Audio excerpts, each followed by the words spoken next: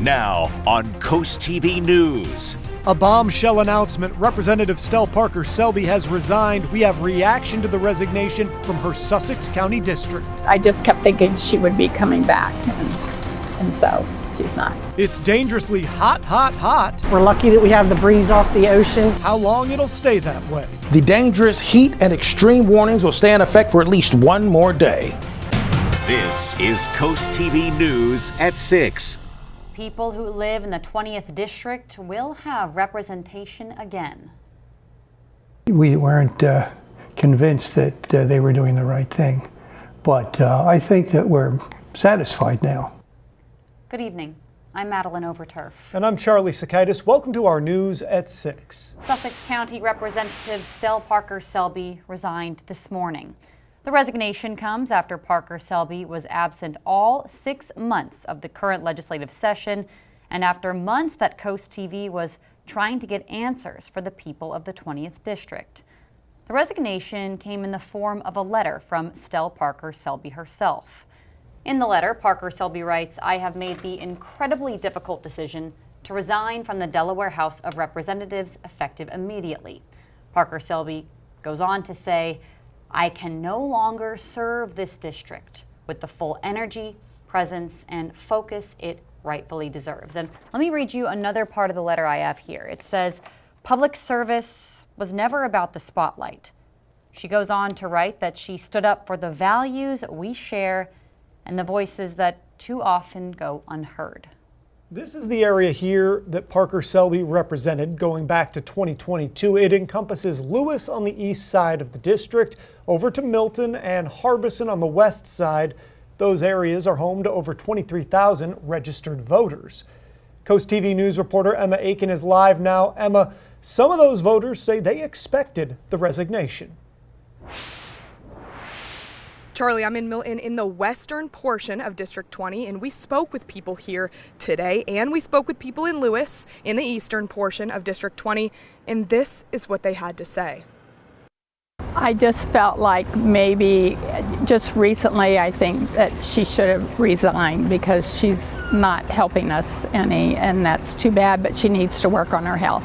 I think CoastTV played an important role in this. I really do. You know, we can't let important issues just go by the wayside. Some of the other people we spoke with today say they still have unanswered questions about how we got to this point and what will happen from here. Reporting live in Milton, Emma Aiken, CoastTV News.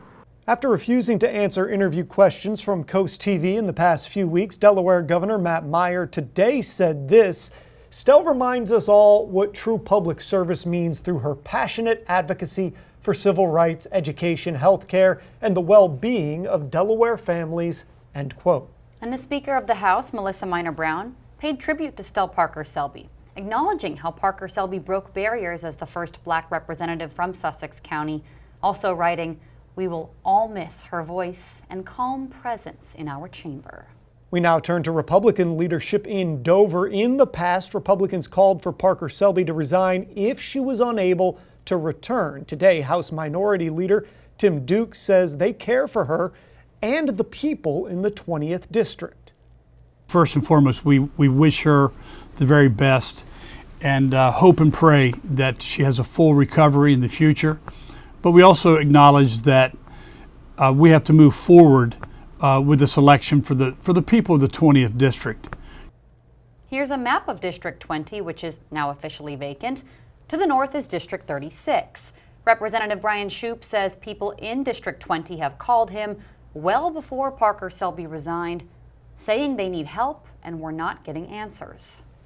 In my conversations with people, it wasn't, what exactly happened or how well is she doing. Although they were concerned for her and for her family, they wanted to know, who do I reach out to and who can I go to help me with the issues that I have. It will be great to see that there will be specifically a person in that seat where people can go to, they can call, they can show up at their office and get any of their answers. Today's resignation is the culmination of months of persistent questions, comments, and concerns not answered or addressed by Democratic leadership.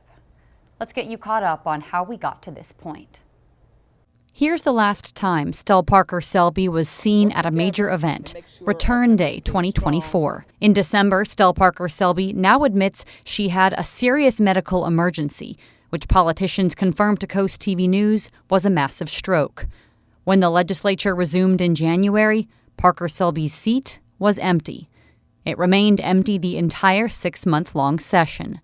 In March, Republicans wrote this letter questioning Parker Selby's absence. After that, CoastTV went to Stell Parker Selby's house. Well, she's not receiving visitors right now. Days later, on March 24th, Parker Selby was sworn in at home in a private ceremony. This is the only photograph from that day. At that time, Speaker Melissa Minor Brown told CoastTV that lawmakers were, quote, looking forward to seeing Stell Parker Selby back in the hall very soon. That never happened. CoastTV News did not know at that time if Parker Selby would ever return. In the coming weeks, CoastTV News asked for any updates about Parker Selby's medical condition and her status as a legislator. Ultimately, we realized we had to go to Legislative Hall. While we were there, the Speaker forced us to chase her down the hallways for any information. Madam Speaker, don't you think the people of the 20th District deserve to have someone voting on their behalf? I've already answered your questions. I'm heading to a meeting. I didn't ask you that question. Don't you think they deserve someone voting on their behalf? All right. Madam Speaker, why do you refuse to speak to us? I'm already giving you this, but here's another copy. I didn't ask you about special elections. I asked you your message for the people. Have a good day. Would you like to comment? I understand you don't want to speak about her personal medical matters, but this is a matter of someone who hasn't been here publicly. And do you think it's acceptable for somebody to vote like remotely and people have not even seen that she's able to vote? People don't trust that she's able to vote. Are you hiding something? After that, Republicans called for Stell Parker Selby's resignation. I wouldn't be sitting here with you if I felt like it was being handled appropriately. But in a tremendous break from her own party, Democratic Representative Medina Wilson-Anton contacted CoastTV and gave an exclusive interview. In that explosive interview, Representative Wilson-Anton said Democrats were okay with Parker Selby's absence over fears of losing the seat in a special election. I think leadership benefits from this.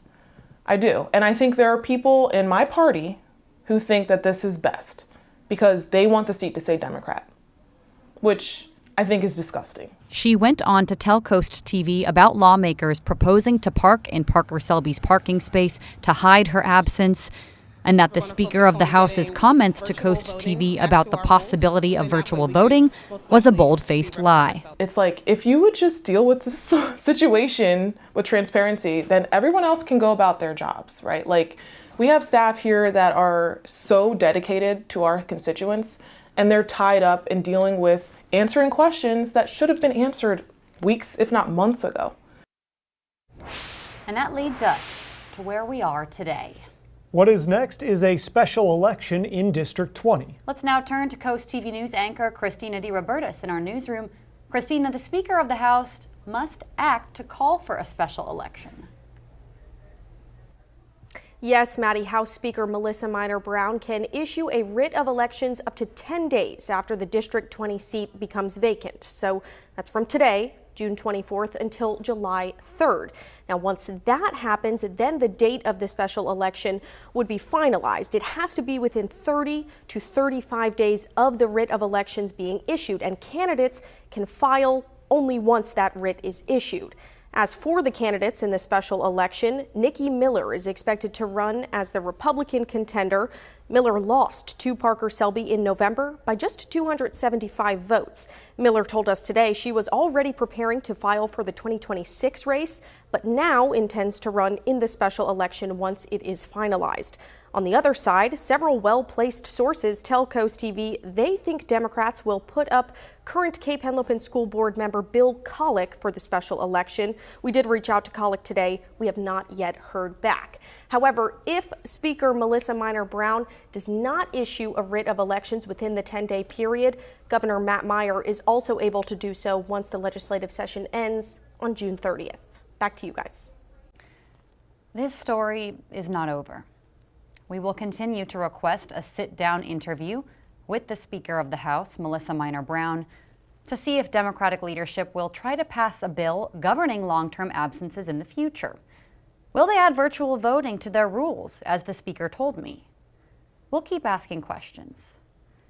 And now finally to Stell Parker Selby. As you enter this next chapter of your life, we want to say this to you. We wish you healing, health, and happiness. Please be well.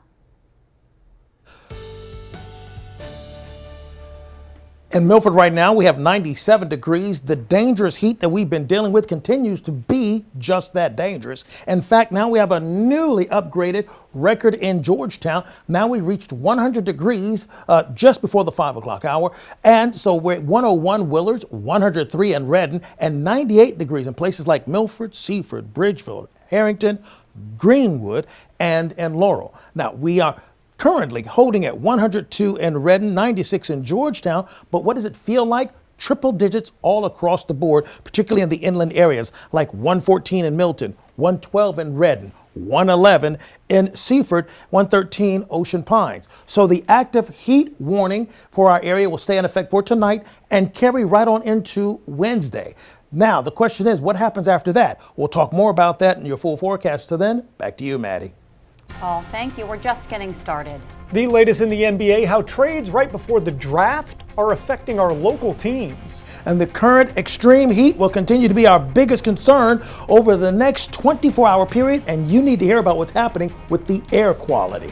But first, fighting the heat in Maryland, how workers are dealing with high temperatures when we're back in just 60 seconds. This is Coast TV News at 6. Whether you're in the water or under the umbrella, everyone on the beach dealing with that heat. Coast TV News reporter Kevin Zappe live there in Ocean City. Kevin, all this heat not only affecting beachgoers, but workers too.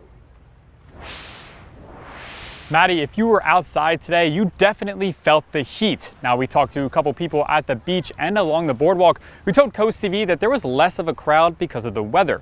But the sun is not stopping the fun for everyone. People are still enjoying the beach and walking along the boardwalk. And let's not forget about everyone working on this hot day. Donna Kalp works at King's Cotton Candy along the Ocean City boardwalk, and she says they are doing everything they can to stay cool. Plenty of water, hydration. We got 6 fans running. We're lucky that we have the breeze off the ocean. Kind of like whips through here a little bit. Now, if you do plan to go to the beach or walk along the boardwalk, be sure you're ready to take on the heat. I'm Kevin Zappe, live in Ocean City, Coast TV News. Take a look at our forecast for our Gulf forecast. We expect for it to stay so hot, so humid. Yeah, it's going to be pretty good. Well, I'll just say fair because very hot, feeling like 110. You might want to take a whole lot of water.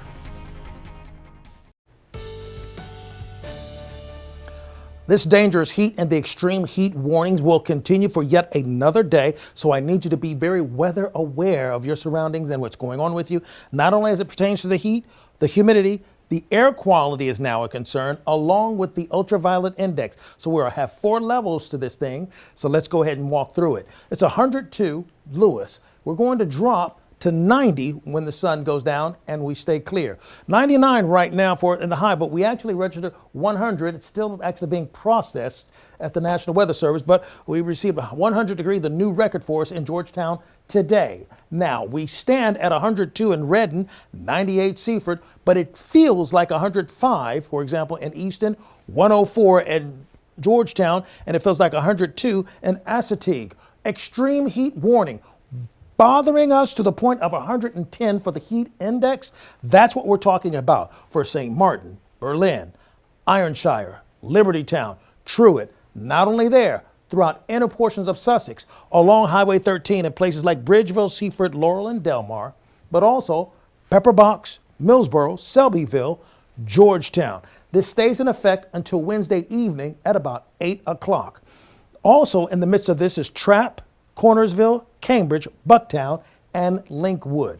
We have concerns for air quality as well. We've had some air quality alerts just to our north and just to our northeast, but the initial concern has been the heat, and we've been tracking the heat. We've been actually on a tear since the 18th as we continue to keep record of it for you all the way up to the 23rd till today. So we are trending much higher with the temperatures. So that also begins to tear down our air quality.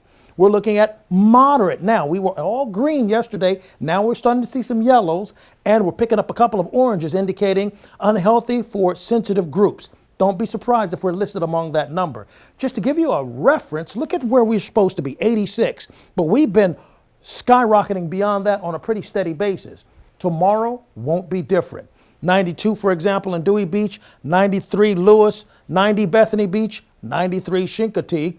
And as you take a look at this from a more broad point of view, we're expecting at least 99 again in Georgetown for Wednesday, with a sprinkle or two possible, which will be sort of a relief, but it's probably going to add more mugginess to the situation. Later tonight, we're at 103 in Georgetown. We go to 104 to 105 for Wednesday. And then it turns out that Thursday, before the rain shows up, we're going to have another wave of this heat that's going to just kind of hang around for extra helpings. 107 in Millsboro by 3:30, and the same holds true for us in Milton, and just 1 degree away from that in Georgetown, Ellendale, Seaford, as well as Del Mar. And then by Friday, we get a little bit of relief. But I want to show you something I've never really seen before. I want you to notice that you see this miserable range right here? The scale goes all the way up to the top line and almost off of the graph. Never seen that before. We've been doing this for 40 years. That's how muggy we're going to be. To the point where our skeeter meter, which we usually say for a Thursday, well, we're going to be extreme for the next couple of days in a row. And last but not least, I want you to be concerned about burning of the sun, because the UV index is going to stay at a very high level for 4 more days. Here's a look at your extended forecast. Red alert day for Wednesday because of the heat, humidity, air quality, and UV indexed. Delmarva Sports Network from the Wawa Studios. What's going on, sports fans? The Shorebirds look to match the heat on the diamond as they start game 1 of the series with the Carolina Mudcats. The Mudcats are 39-28 on the year and second in the Carolina League North.